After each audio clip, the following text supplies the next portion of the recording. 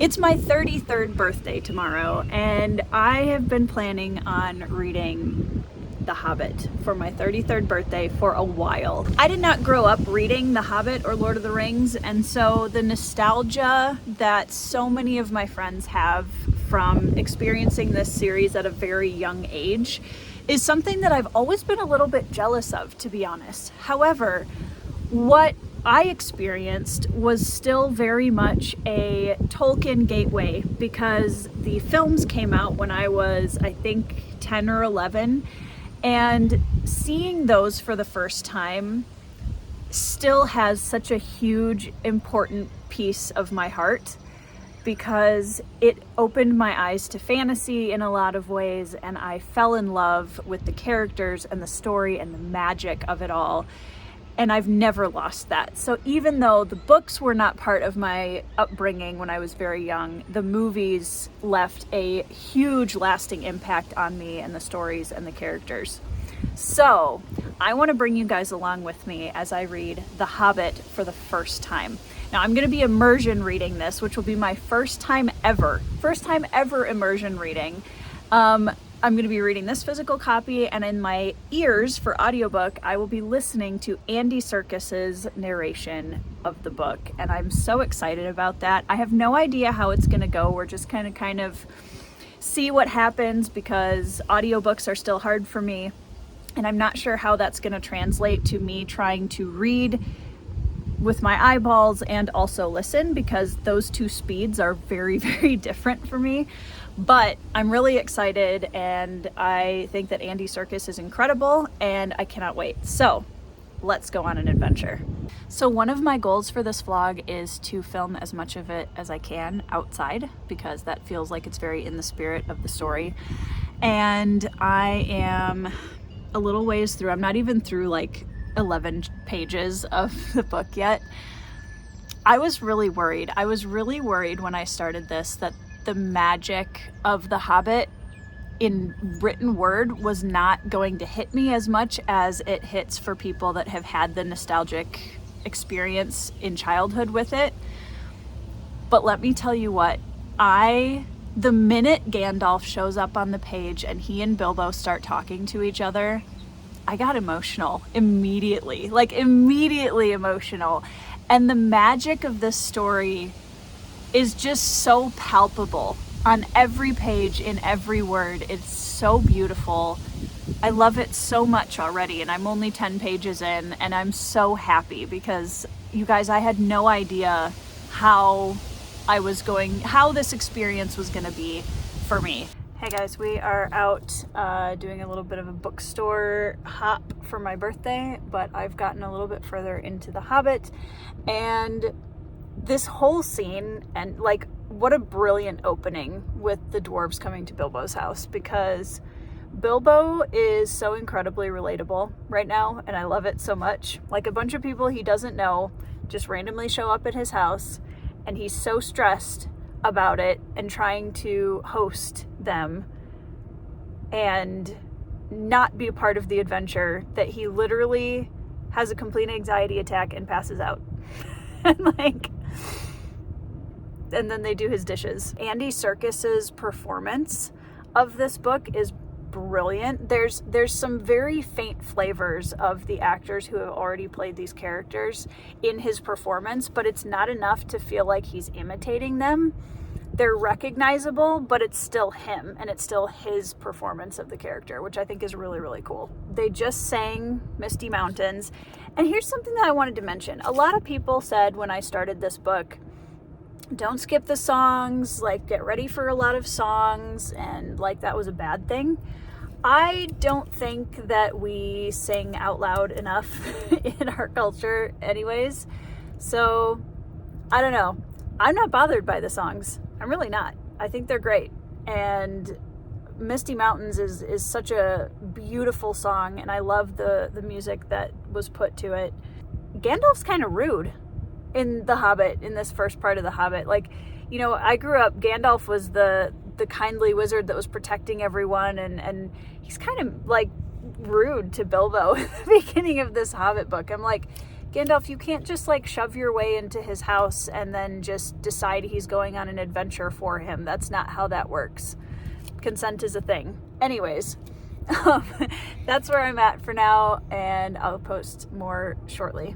Also, incredibly relatable Bilbo. I'm going to read you guys this. The next day, he had almost forgotten about Gandalf. He did not remember things very well unless he put them down on his engagement tablet, like this. Gandalf, T, Wednesday. Relatable. I felt that. Okay, so I'm just saying, like, Gandalf and the dwarves are being awful to Bilbo.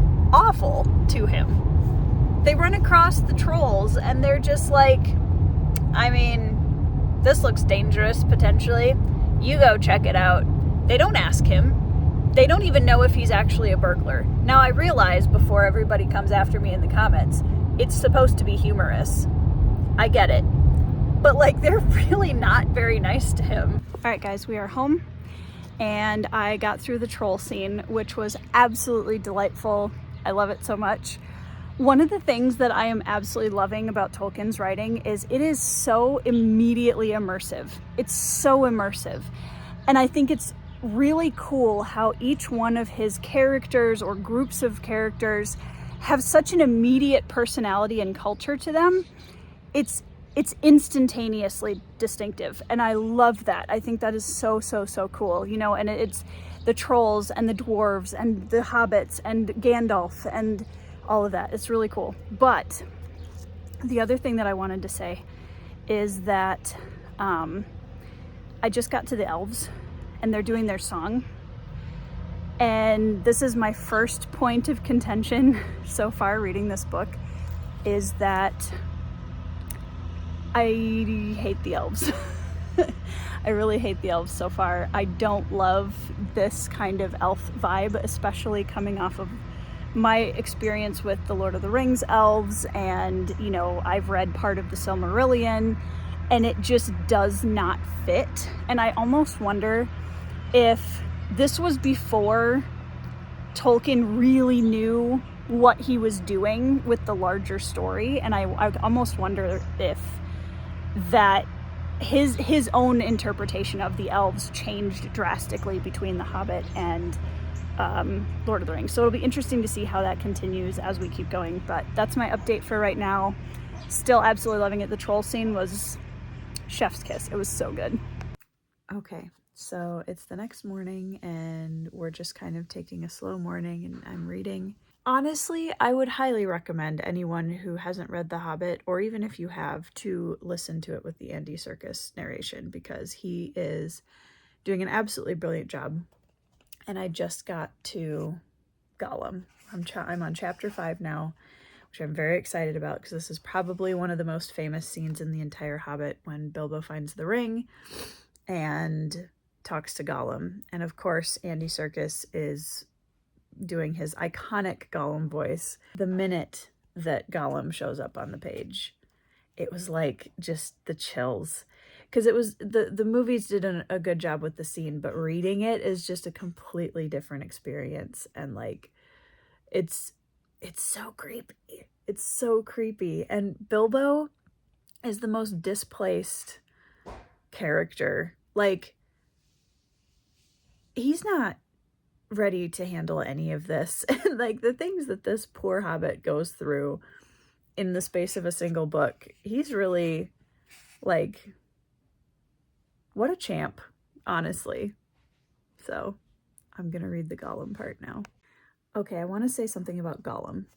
So the thing about Gollum that I think is so cool is the way that he's written in the words on the page just is already so unique and interesting, and really just opened the door for an artist like Andy Serkis to create such an iconic character. Like, seeing those two things come together is really cool from an artistic standpoint. And also, it makes me wonder how Tolkien read Gollum when he was telling this story. what his voice, like the original Gollum voice, sounded like. That would have been really interesting to hear how it compared to Andy Serkis's version. Okay, I have something to say about Tolkien is exceptionally good at writing dialogue in general, but the thing that I'm noticing the most in here, and I'm like that far through, they just escaped the Goblin Mountain.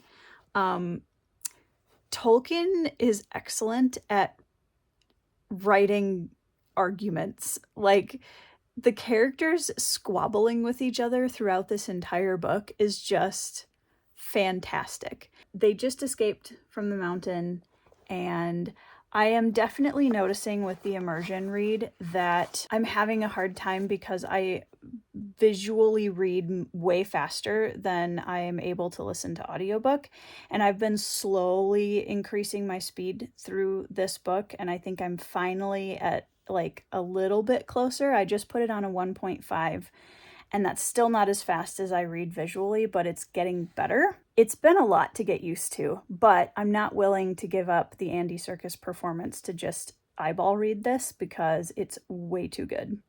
Okay, one of the things that is weird about reading the book after having spent so many years influenced by the films, the original films, by the way, we're not going to talk about the Hobbit films, but some of the character traits, like Gandalf being afraid of the wolves,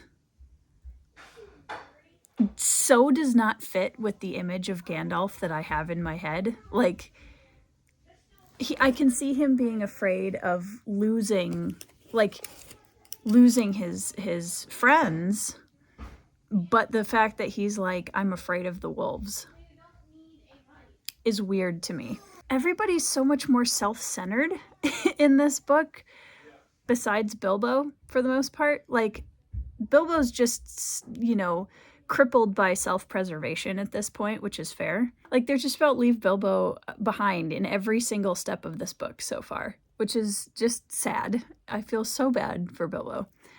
But yeah, it's just interesting because I'm trying to separate my internal image of these characters, especially like Gandalf, from the character of Gandalf that's in this book. I like that we actually get a little bit of perspective from the eagles, which is very cool, because in the films they're just kind of, sort of sentient, but they don't say anything and they're not really like characters per se. So I appreciate that we get a little bit of like actual characteristics of them and a little bit of their perspective. Love that. So anyways, moving on. Okay guys, so I'm just about to head to bed and listen to some more of The Hobbit. I am now over halfway through, which is insane. It's starting to slow down for me a little bit, I'm not gonna lie. Like, the traveling through the forest, and we're running after the lights, and then we get trapped by spiders, and we're hungry again. Like, traveling is something that I do struggle with in books, especially fantasy books, because, and I know that things are happening, but I feel like the overall magic that I got in the first like third of the book, I'm starting to lose a little bit. So I do love that the dwarves are appreciating Bilbo finally, but I feel bad that he had to like find a magic ring to do that. I did love the moment where Bilbo kills the spider by himself, and he suddenly has this realization that like, oh my gosh, I can do this. I can do this. And I'm just sitting over here like, yeah, buddy, you can. Like, I was so proud of him in that moment. Obviously, with 13 dwarves, it's going to be a little difficult in a book this short. I don't feel like there's a lot of personality going on yet. There are for a couple of them. Obviously, Thorin. Dory actually, surprisingly, gets a lot of attention in this book, and Bombur, obviously. But he's a little, like, heavy-handed tropey, I feel like. Balin, obviously. But again, part of that is how Andy Serkis is reading them, and they feel very familiar to me because I can tell that he is drawing at least a little bit of inspiration from the actors who played these characters. But I'm kind of over the Mirkwood section, so I'm looking forward to something else happening. And Thorin just got kidnapped, ? So something is happening. Getting close to the climax of the book, we are at the Lonely Mountain, which I have to say, I'm not sure if this is just a me thing, but I actually have been liking the environment description of the mountain area more than I enjoyed the forest. This really takes the traditional story of defeating the dragon in fantasy to such a unique twist, because most of the time with those stories, the hero is the knight or the strong person or the king or the whoever who is, going up to fight the dragon. But what I love about this is that Bilbo is kind of an everyman character a little bit. I mean, obviously he's much more unique than a traditional everyman character, but he's the one that nobody expects to do great things and go on big adventures, and he's completely out of his depth. I can see the influence in this book on so many different subgenres of fantasy, and I love that. I love it so much. So that is my update. We just got to the Lonely Mountain. We've been through Lake Town, we've been through Mirkwood and the Wood Elves King, which the other thing was, and I don't know, so for those of you that are Tolkien historians down in the comments, it seems like all of the elves that Tolkien is describing, they do feel a little bit different than they do in Lord of the Rings, where they're like the wood elves and the light elves and this kind of sea elves, and I'm like, I don't know if it just, he expanded on that and like came up with more of the history afterwards, or if it's just coming from kind of more Bilbo's or the narrator's point of view and it's just different than it is in Lord of the Rings. I don't know. Maybe it's not that different and they all mean the same thing, but I'd be very curious to know down in the comments how much of the Lord of the Rings story he already had come up with when he wrote this. So anyways, moving right along. Okay guys, so it's the next morning and I'm just about to read The Conversation with Smaug, and I'm so excited because I feel like two of the major defining parts of this novel are the conversation with Gollum and the conversation with Smaug, and I'm so excited. I'm so excited about it. I'm so excited because I loved it so much in the film, but I feel like it's going to be so much better. Tolkien is like subverting the whole the knight kills the dragon trope with this book. I can't get that out of my head the whole time. And the fact that he's giving the dragon such a character is awesome and cool. And I'm excited about it. So that's my thought. I'm going to go read it now. Okay, so that was incredible. And I loved it. That might be my favorite part of the book so far, to be honest. Like, getting to the Lonely Mountain. I loved the beginning when Bilbo's in the Shire and they first meet the dwarves. And I loved up till the point where they left the mountain where the goblins were. And I feel like now things are really starting to pick up again. That whole middle section I was kind of meh on. But this part's cool. And I'm really excited to read to the end because I don't know all of the details of what happens at the end here. So I'm hoping to finish it today. But the description of Smaug and his treasure trove and the conversation that happens with Bilbo was just chef's kiss. Really chef's kiss. Okay, you know what? Shout out to Balin for being really nice to Bilbo this entire time and essentially being the dad of this entire operation. I adore him and I think he's precious. Well, that was fast. Okay, so I think it's really cool that Tolkien doesn't necessarily limit himself to like the traditional here's what you should do structure. He just kind of jumps away from Bilbo and the dwarves and is like, I need to tell you about Lake Town. So I'm going to do that. which on one hand is really cool. However, Smaug just died really quickly. Like, the build-up through this entire book, and then all of a sudden, it's like... And then this arrow, which is super, you know... We just happen to have this arrow, and it happens to be a dragon-killing arrow, and I happen to hit Smaug on the first shot, and Smaug dies. So... Okay. Okay. So the armies are just about to come up to the Lonely Mountain, and I'm kind of amazed at how Tolkien has built this slow expansion of the story from a very intimate, single character, kind of everyman character who's in his hobbit hole, who's making tea and just having a calm, peaceful life, to we are now facing multiple armies on a battlefield for the wealth of an entire, like, generations of a nation. And I'm really impressed by how well he's done that. So I'm getting very close to the end. Bilbo is taking the Arkenstone down to parley with the men and the elves. And I really like stories that include battles or wars where it highlights different types of bravery. And I love that this whole conflict is being shown from Bilbo's point of view, someone who isn't obsessed with the treasure, like isn't a great warrior or king, or like he's just the average guy who is caught way far away from his home and his comfort zone, and he just wants peace. And I appreciate that so much. I love that we're getting this whole thing from his perspective, and the fact that he's separate from this kind of gold-obsessed brain that's infecting everyone around him. So I appreciate that.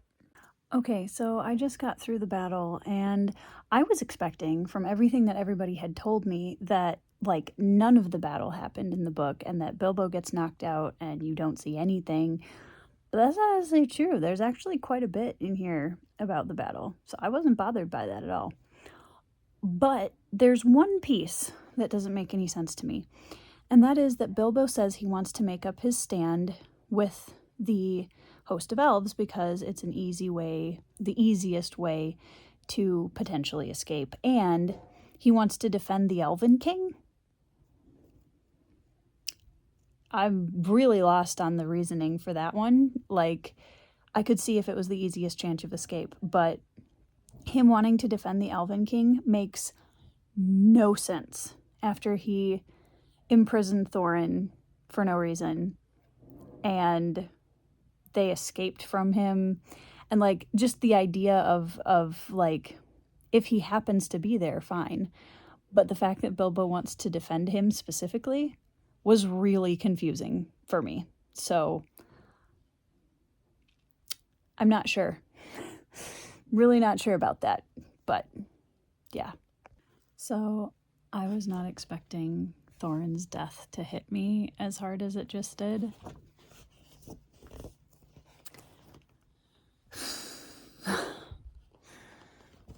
And I love that the reconciliation between Bilbo and Thorin was important to the story. Like, I feel like reconciliation is a theme that isn't revered enough in storytelling, to be honest. And I love that about this book. I love it so much. But Bilbo has his gold and silver, and he's going home. I have so many thoughts, but honestly, I'm just at a point where I can't coherently put them into any kind of order. So I'm going to finish the book, and then I'm going to do a wrap-up afterwards. All right, guys, this is the official outro for my Hobbit vlog. I'm still percolating, as I always do at the end of these vlogs, because I haven't really had enough time to sift through all of the details that are in my head right now. But a couple of the ones that I wanted to bring up in closing. Firstly, one of the characters that I didn't mention during the vlog that I think might be up there as my favorite character after Bilbo is actually Beorn. I think Beorn is really cool, and I love that we got so much of him, and I love that he comes back at the end and fights with the elves and the men and the dwarves. That's super cool, and I love that he was like the tide turner kind of the battle. That was very cool because it was a setup that made sense and followed through to the end, and I thought that was really awesome, and he's just a really exciting character, and I think he's really cool. Also, I think Bilbo easily is the heart and soul of why this book is as magical as it is. Like, there's so many details that Tolkien includes in this story that are really incredible and beautiful and magical. But Bilbo as the driving narrative throughout the story is really what made this book amazing for me, because I could not love him more. I love Bilbo so much. I think, like I was talking about in the vlog, Bilbo represents such a wonderful kind of subversion of the typical narrative surrounding epic tales and mythology like this. And I love that he's incredibly flawed and afraid of his own shadow half the time, but always also manages to find his own brand of bravery and ends up being the hero of the story in many ways. And I just think that that's such a special thing about him. I'm so glad that I read this book when I did, because I actually think that I've appreciated it more now, having seen so much of the genre that it influenced. And that's something that I loved having as a prerequisite for the read of The Hobbit, because I think seeing the threads of influence from this story in all of the books that I have read and loved before it is just really special. And I think also reading it for my 33rd birthday, there wasn't really a better time of my life that I could have read it, since I hadn't read it already. But yeah, I'm actually more excited to move into the Lord of the Rings trilogy now that I've read The Hobbit, and that makes me excited because I've been kind of hit or miss in my excitement to get into that series, just because there's so much discussion about it. There's so many people with so many opinions, and I just kind of felt lost in all of that. I think this has really opened a door for my experience with the Lord of the Rings trilogy, and I'm so glad that I read The Hobbit first. I'm so glad, because I had intended to start Lord of the Rings several years ago and never did, and ended up deciding to read The Hobbit first, and I'm so glad I did that. Would highly recommend it for anybody who has not read any of the Lord of the Rings books yet. Read The Hobbit first, and just let that kind of be the Narnia wardrobe, if you will, into Lord of the Rings. I hope you guys enjoyed this video. If you did, leave a like and subscribe, and leave me a comment down below to let me know if you have read this. What was your experience like? When did you read it? Tell me all about it. Who's your favorite character? I would love to have a discussion with you guys down in the comments about this book. If there's any Easter egg things that you think I missed, let me know down in the comments. I would love to see those as well. And yeah, thank you guys for coming on this adventure with me. I hope you are having a great week. I hope you are reading 5-star reads, and I'll see you in the next video.